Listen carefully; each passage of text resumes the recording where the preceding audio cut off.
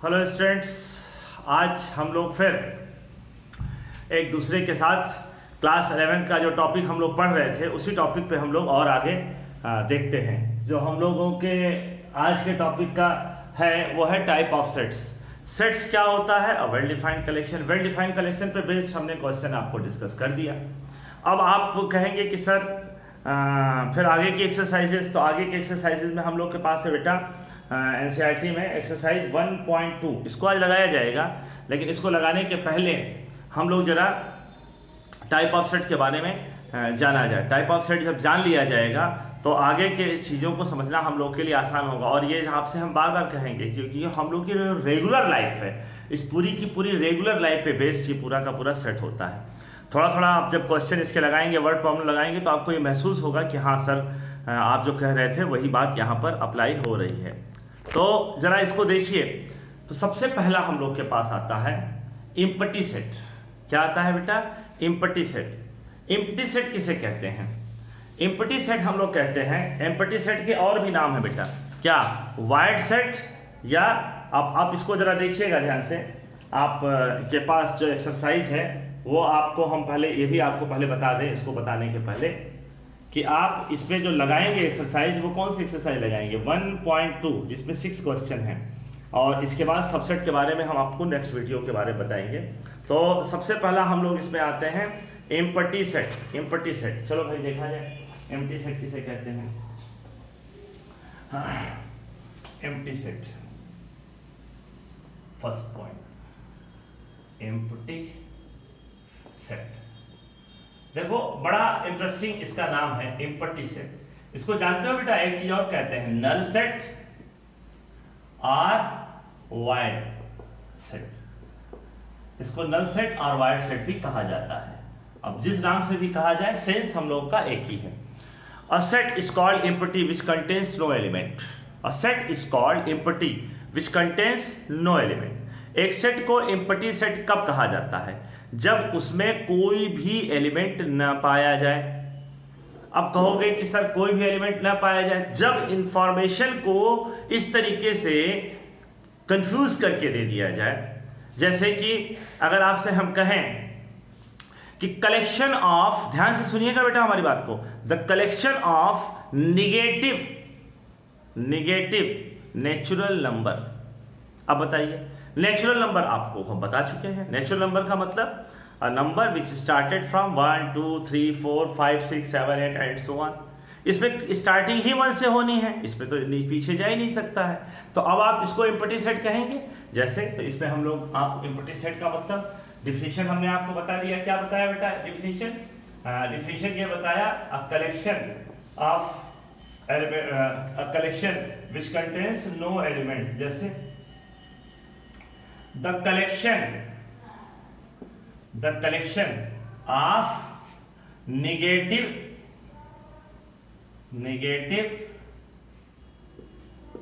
Natural number. तो अब आप देखिए, इसको जानते हैं किससे रिप्रेजेंट किया जाता है? बात समझ में आया? अब जैसे आपसे हम कहें, फर्स्ट एग्जाम्पल है ये। सेकंड एग्जाम्पल की बात अगर हम करें, इसको कर्ली ब्रैकेट के अंदर कुछ भी नहीं लिखना है। और यहाँ पे आपको एक बात और हम लिख देना चाहते हैं जो आप लोग कंफ्यूज ना हो कभी, कि 0 is also not belongs to 5। 0 भी इसका एलिमेंट नहीं होता है। कुछ लोग सोचते हैं कि सर इसमें 0 हो सकता है, एकदम नहीं हो सकता है। सेकंड पॉइंट की अगर हम लोग बात करें तो सेकंड पॉइंट में हम लोग के पास क्या आएगा बेटा? हम लोग के पास सेकंड पॉइंट में अगर हम लोग इसके एग्जाम्पल पे आते हैं तो सेकंड एग्जाम्पल हम लोग इसमें क्या ले सकते हैं? The natural number between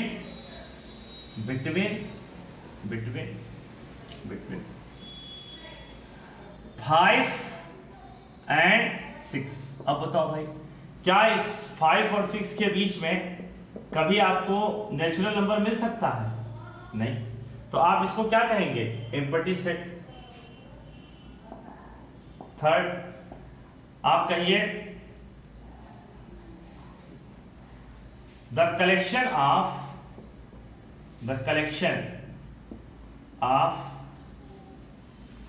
boys student, boys student from, from कुछ भी आप नाम दे सकते हैं। जैसे आपने कहा पीडी कन्या, कन्या inter college, inter, inter college.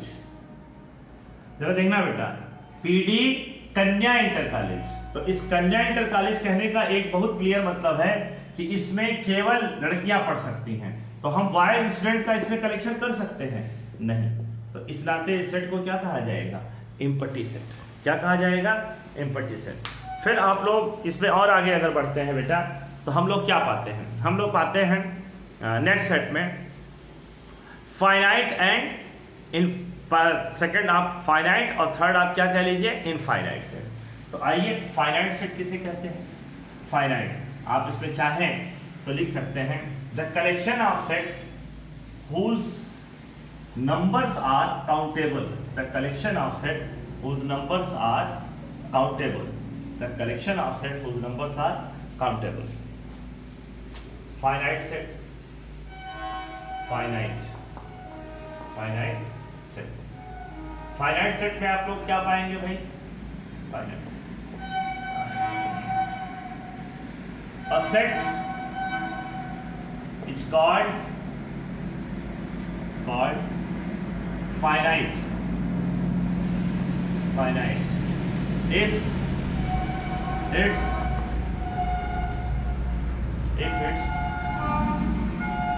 collection are countable, if its collection are countable। कोई सेट को फाइनाइट कब कहा जाता है? कोई सेट को फाइनाइट तब कहा जाता है जब उसका कलेक्शन काउंटेबल है। अब जरा देखिए ध्यान से, जैसे अगर हमने एक स्टेटमेंट बोलते समय एक बात कही कि the collection of even natural number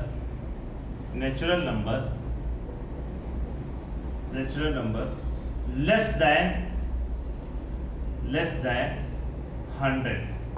अब आप ये देखो कि इस सेट में अगर आप बोलने जाओगे तो आप क्या बोलोगे? 2 4 6 8 dash dash dash, last value क्या होगी इसकी बेटा? 98। इससे पहले क्या रहा होगा? 96। तो ये काउंटेबल है कि नहीं है? यहां पर आप एक और एग्जाम्पल सोच कर सकते हो। The collection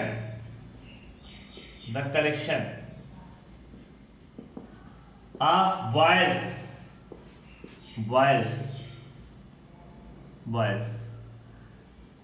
from class 11 in your school, तो आपके स्कूल में जो है वो ऐसा तो नहीं हो सकता है कि जो है वो इनफाइनाइट बच्चे पढ़ सकते हैं। आपके स्कूल में पढ़ने वाले बच्चों की संख्या काउंटेबल तो होगी। आप अपने क्लास में से जितने भी क्लास 11 के बच्चे हैं उनका आप कलेक्शन कर सकते हैं। तो इस तरीके से आपको इसमें कभी भी किसी तरह की कोई परेशानी नहीं होगी। जब वो काउंटेबल हो जाए उसकी हम गिनती कर सकते हैं, उसकी काउंटिंग पॉसिबल हो सकती है। तो इस कलेक्शन को हम लोग क्या कहते हैं? Countable collection. क्या कहते हैं? Countable collection. यहां से और आगे बढ़ते हैं। थर्ड की अगर हम बात करें, जैसे the collection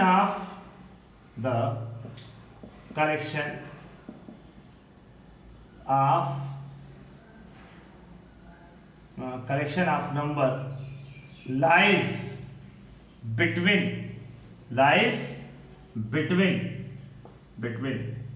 -5 collection of integer. Collection number की जगह बेटा हम लोग लिख देते हैं the collection of integers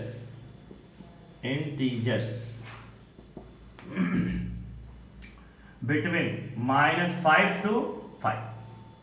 between -5 to 5। तो -5 to 5 अब देखा जाए तो इसमें आप क्या कलेक्शन कर सकते हो बाबू? तो देखिए बिटवीन -5 का है बेटा, इसलिए -5 और 5 को हम कंसीडर नहीं करेंगे। तो -5 के बाद हम किसको लेंगे? नंबर लाइन आपको क्लियर है ना? ये -5 और ये कौन है? +5। -5 के इधर कौन आएगा? -4। -4 के इधर कितना आएगा? -3, -2, -1, 0, 1, 2, 3 और 4। तो अब इसमें कहा है बिटवीन -5 to 5, तो इसमें कौन कौन से नंबर आ जाएंगे?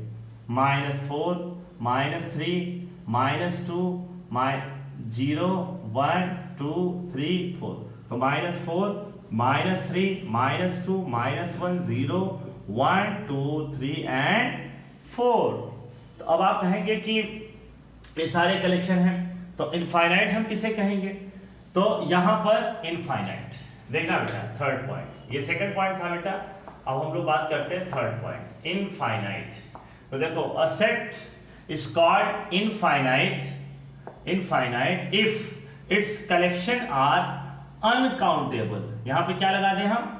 Uncountable. The collection of even number less than 100 को हटा दो। तो a collection of even natural number, full stop लगा दो। अब यहां से क्या हो जाएगा? ये dash dash dash dash dash up to infinite. अब यही हमारा एग्जांपल ऑफ इनफाइनाइट सेट हो जाएगा। द कलेक्शन ऑफ बॉयज, इसको हटाते हैं हम, सेकंड एग्जांपल इसको लेते हैं अगर हम, तो देखो द कलेक्शन ऑफ इंटीजर। अब इंटीजर की जगह क्या कर दो? The collection of real number. अब जानते हो बेटा रियल नंबर को दिखाओगे तो कैसे दिखाओगे? ये कहानी हट जाती है। ये पूरी के पूरे प्रोसेस में हमारे पास क्या आ जाता है? -Infinite, -5 to 5। अब चूंकि बिटवीन कहा है इसलिए -5 और 5 को कंसीडर नहीं करेंगे, इसलिए इस सर्किल को हम ओपन करेंगे और यहां से यहां तक लिखेंगे। अब ये आंसर ऐसे नहीं लिखा जाएगा। ये आंसर में क्या निकल के आएगा? ऐसे, x is such that x belongs to open interval -5 to 5 for every value x belongs to r। या इसको ऐसे भी लिखा जा सकता है, x is such that x is more than 5 less than 5 for every value x belongs to r। या तो इसको इंटरवल में इस तरह दिखाओ या तो आप इस तरह सिंबल में दिखाओ, दोनों का मतलब एक है। आप कहोगे कि सर ये हमें नहीं समझ में आया। निश्चित रूप से नहीं समझ में आया, क्योंकि अभी हमने सेट में आपको इंटरवल के बारे में नहीं बताया है। तो जो नेक्स्ट वीडियो हम सबसेट के बारे में बताएंगे बेटा, उसमें हम आपको इंटरवल्स के बारे में पूरी की पूरी इंफॉर्मेशन देंगे। लेकिन यहाँ पर आपका एग्जाम्पल आ गया और रियल नंबर में हमें दिखाना भी। अब आप कहोगे सर ये रियल नंबर इनफाइनाइट कैसे हो? इसलिए हुआ बेटा कि -5 के बाद हम -4 नहीं लेंगे, -4, -3। अब आप देखो कि रियल नंबर में जरा इमेजिन करो कि अगर आपसे कोई पूछे कि बताओ 1 और 1.1 के बीच में कितने रियल नंबर हैं, तो जरा सोचो 1 और 1.1 के बीच में कितने रियल नंबर हैं? तो इनफाइनाइट रियल नंबर है। कितने रियल नंबर है? इनफाइनाइट। कॉमन सेंस में आप क्या सोचोगे कि सर इसमें से इसको सब्ट्रैक्ट कर देंगे तो 0.1 आएगा। ऐसा नहीं है, देखो कैसे। 1 के बाद हमने क्या कहा? 1.001, 1.00001, 1.000000001, 1.0000001। तो इस तरीके से ये बढ़ता चला जाएगा और अभी हम 1.1 तक पहुंचना तो बहुत दूर की बात है। तो अब आप सोचो कितने नंबर्स हैं? इनफाइनाइट नंबर्स हैं। तो ये बात कब आता है? जब रियल नंबर में कहा जाता है। थोड़ा सा इससे हम लोग और आगे बढ़ते हैं। आपको ये सब बातें समझ में आ रही होंगी, ऐसी हम आपसे एक्सपेक्टेशन रखते हैं। तो देखो एक बात हम बता दें बेटा, एक टर्म आता है कार्डिनल नंबर। क्या आता है? Cardinal number. एक टर्म आता है कार्डिनल नंबर। देखो कार्डिनल नंबर किसे कहते हैं? इस कार्डिनल नंबर के टर्म को समझने के लिए देखो, cardinal number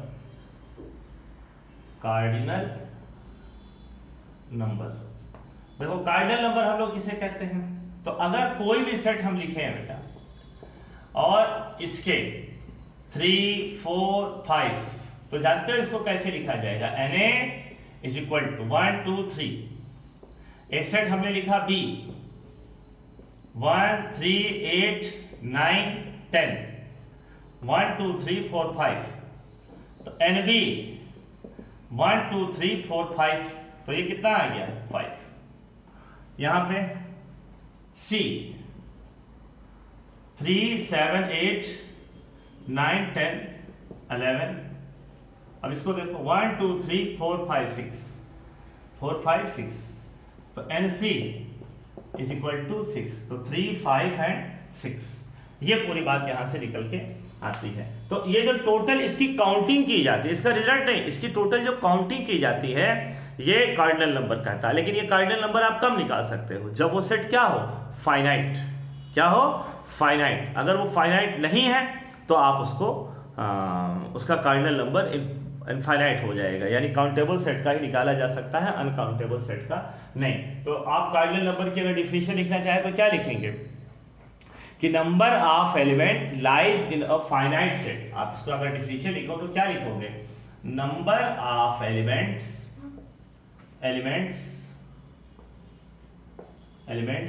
lies in finite set, lies in finite set is called its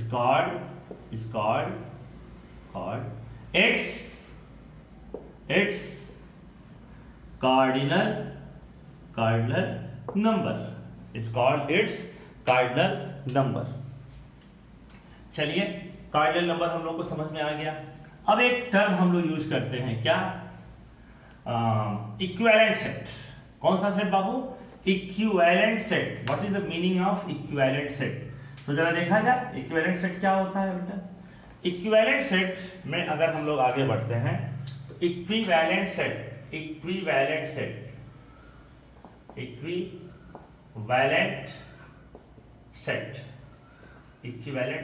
जरा देखो इक्विवेलेंट सेट किसे कहते हैं। इक्विवेलेंट सेट में जो हम लोग के पास डिफिनेशन आती है वो क्या होता है, the collection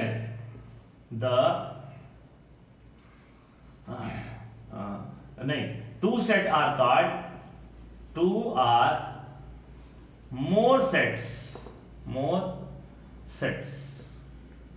are called equivalent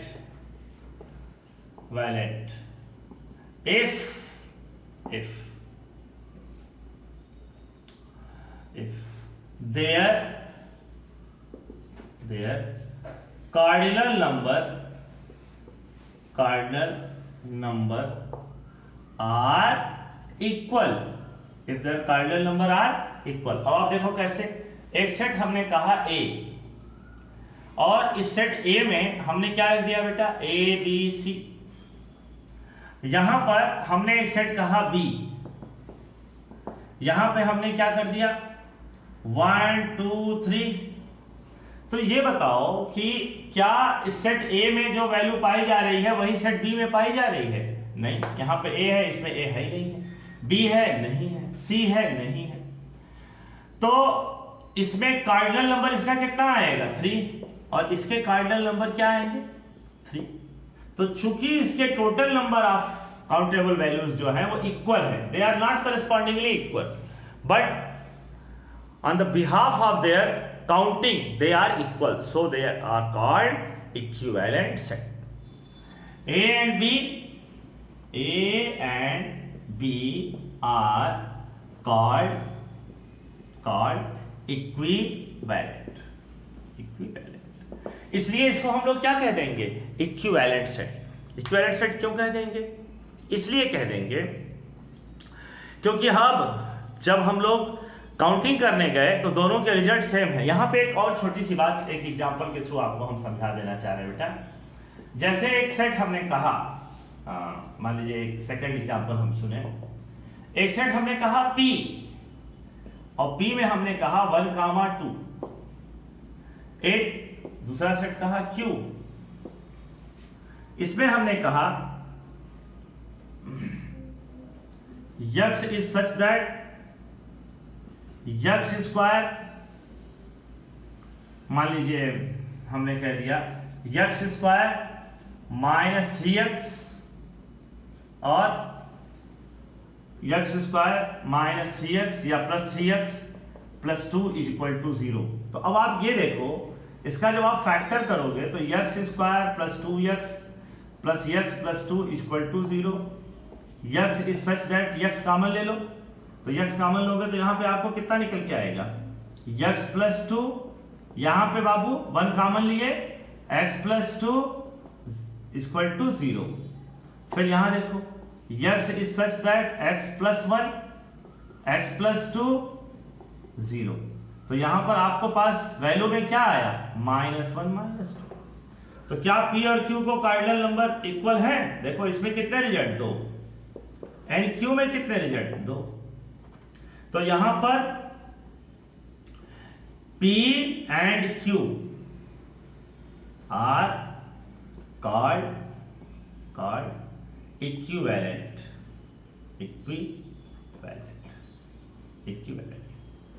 इनको इक्विवेलेंट क्यों कहा जा रहा है?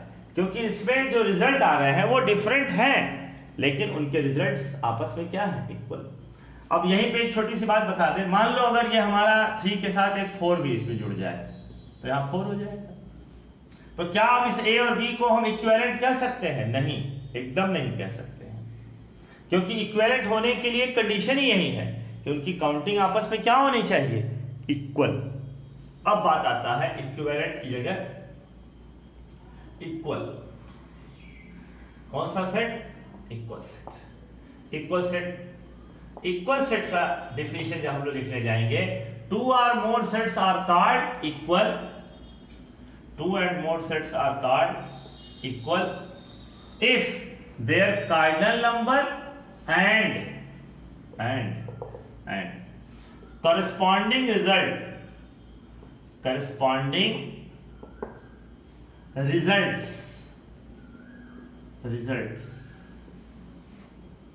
are जैसे, तो यहां अगर a b c है तो यहां भी क्या होना चाहिए, जैसे मान लो हमने b c a लिख दिया, कोई फर्क नहीं पड़ता है। तो जरा देखो ध्यान से कि यहां पर आगे पीछे कुछ भी लिख दिया, ये वैल्यू हमारी इक्वल, इसमें भी a b c, इसमें भी a b c, तो यहां पे भी कितना 3 एलिमेंट, और करस्पॉन्डिंगली a इसमें है तो इसमें भी है, b इसमें है इसमें भी है, c इसमें है इसमें, आगे पीछे कहीं भी हो, है ना। इसलिए इसको क्या, तो कार्डिनल नंबर इक्वल होने के साथ साथ कार्डिनल नंबर तो इक्वल होना चाहिए। अब ये मत सोचना कि सर अगर यहाँ d रहे तो 3 एलिमेंट तो कॉमन है, नहीं चलेगा, कार्डिनल नंबर तो इक्वल होना ही चाहिए। साथ साथ करस्पॉन्डिंग जो रिजल्ट्स हैं वो भी आपस में क्या होना चाहिए, इक्वल होना चाहिए। करस्पॉन्डिंग रिजल्ट्स भी आपस में क्या होना चाहिए, इक्वल होना चाहिए। तो ये हमेशा अपने दिमाग में बैठा के रखिएगा। यहां से और आगे बढ़ते हैं, a and b are called equivalent की जगह अब इक्वल। यहां पे एग्जांपल में तो ये हमारे दोनों a और b क्या कहे जाएंगे, a and b are equal, a and b are called equal.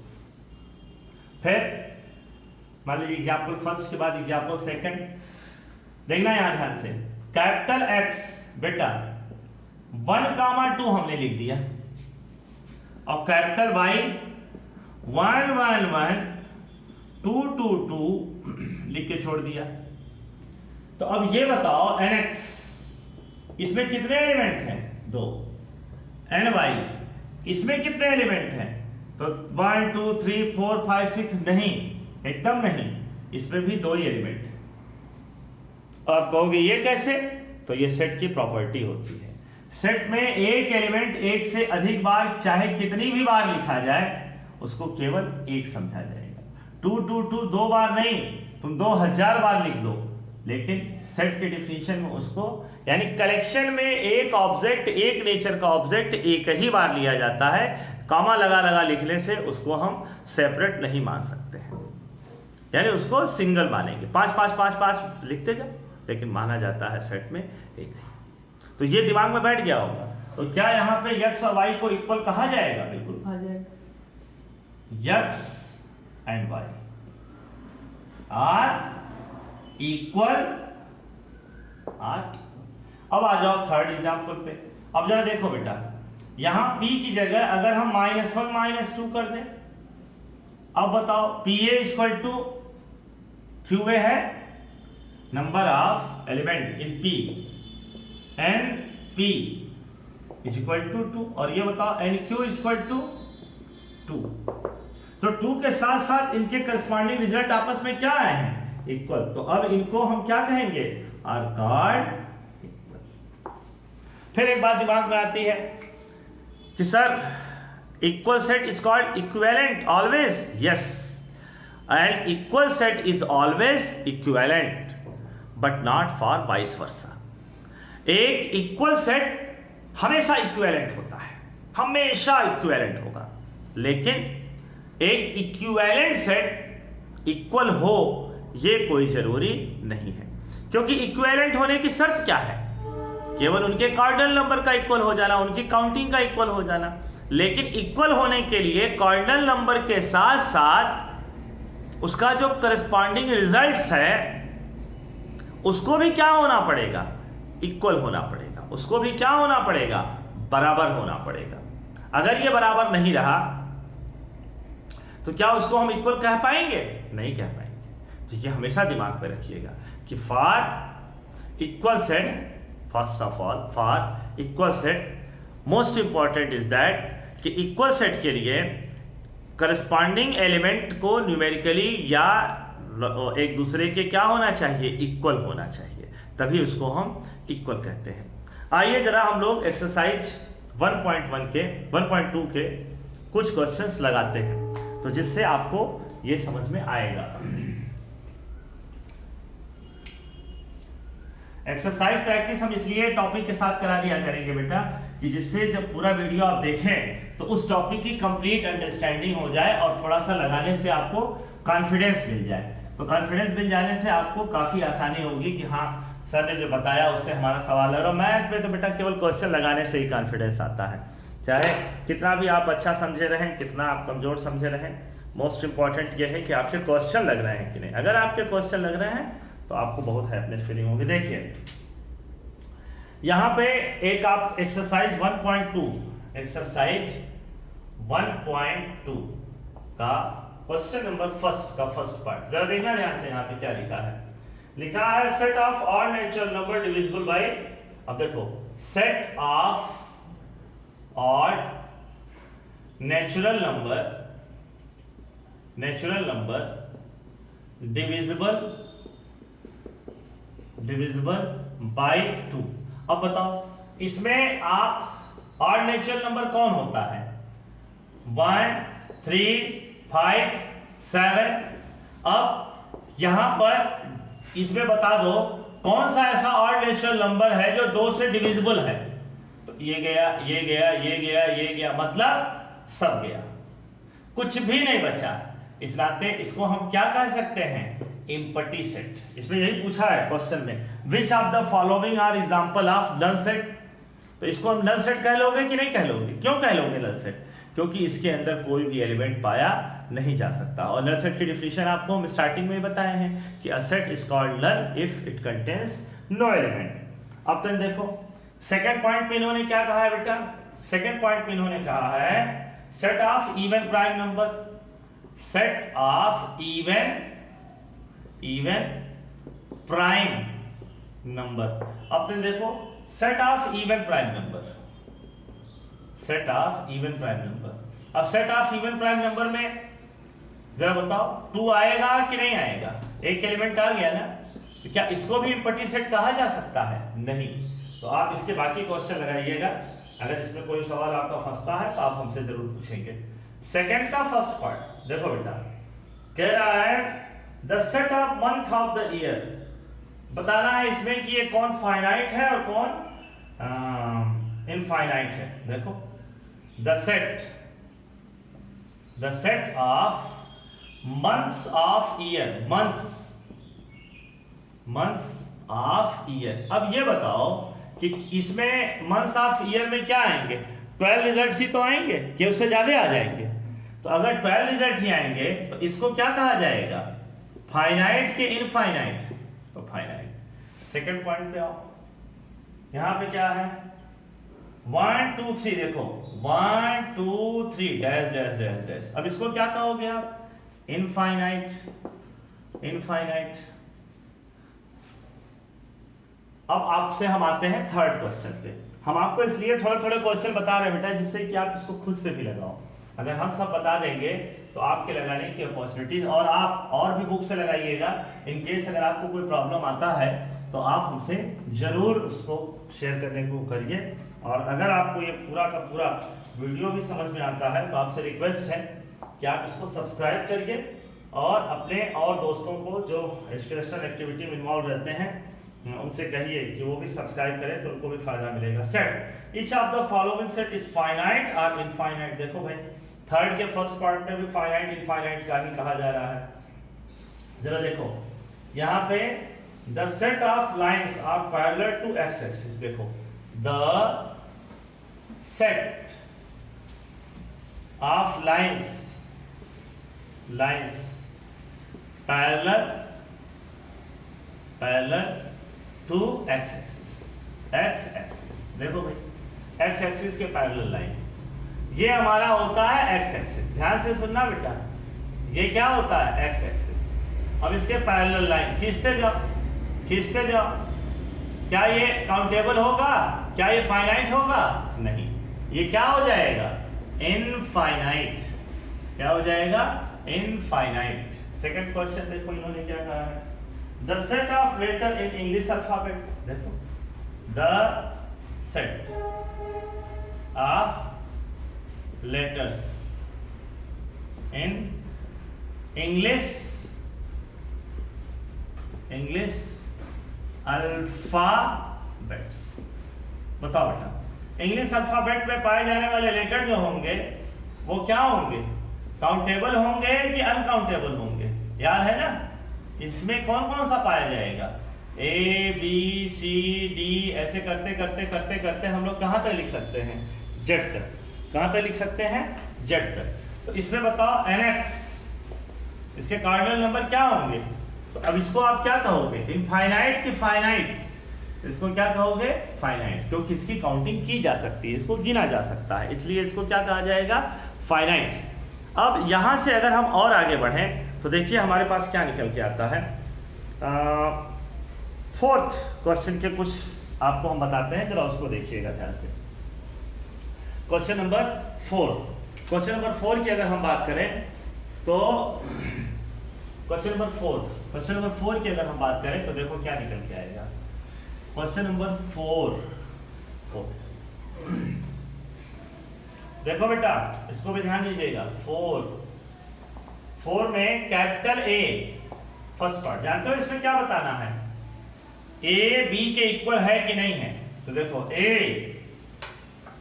B C D, जरा यहां देखा है, B D C B A. देखो इसी को आगे पीछे किया है। N A is equal to N B is equal to 4। तो A and B are equal. A and B are equal. Second point देखो कैपिटल ए, थर्ड इसका बताते हैं बेटा। कैपिटल ए में क्या कहा है? 2 4 6 8 10 और B is equal to X is such that X is positive, X is positive even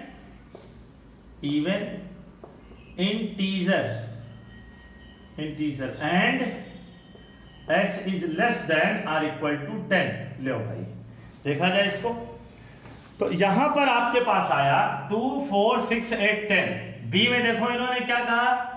X is positive even integer. Positive होना चाहिए, इवन होना चाहिए और इंटीजर होना चाहिए। तो देखो इवन इंटीजर में कौन आएगा? 2 4 6 8 10 भी लेना पड़ेगा। क्यों? क्योंकि इसके साथ इक्वल टू का साइन है। क्या ये दोनों इक्वल आपको दिख रहे हैं? Yes, A and B are equal. आपको क्यों इक्वल दिख रहे हैं? क्योंकि इसकी टोटल काउंटिंग सेम है। तो बेटा इसमें हमने जो अच्छे क्वेश्चन थे वो हमने आपको बताए, और हम उम्मीद करते हैं कि आपको हमने जो कॉन्सेप्ट समझाया है वो भी समझ में आया होगा। तो अगर आपको समझ में आया है और आपको ये एक्सरसाइज के जो क्वेश्चन प्रैक्टिस कराएं ये भी समझ में आया है, तो हमारा आपसे रिक्वेस्ट है कि आप इस एक्सरसाइज को जरूर लगा डालिए, क्योंकि जब हम लोग नेक्स्ट पे आएंगे तो हम लोग सेट पढ़ेंगे और क्लोज और open interval and so many important concept के बारे में डिस्कशन करेंगे। आप हमारे साथ इस पूरे वीडियो को ध्यान से देखें, इसके लिए आपका बहुत बहुत धन्यवाद। Thank you very much.